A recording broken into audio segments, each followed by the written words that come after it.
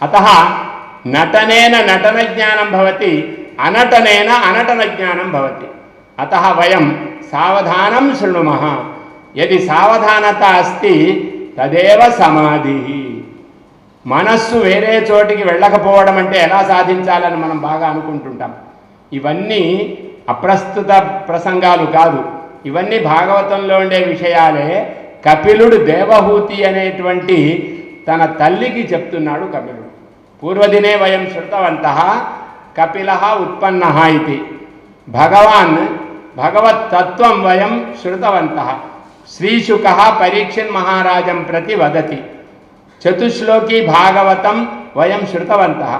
చతుశ్లోకి భాగవతంలో కూడా మనం ఒక్కదాన్ని విని మొత్తం అంతా తెలుసుకున్నాం. అహమేవ ఆసమేవ అగ్రే. నేను ఎప్పుడూ ఉన్నాను, నాకు జన్మ లేదు, నాకే జన్మ లేదు, ఇంకా భగవంతునికి జన్మ ఉంటుందా?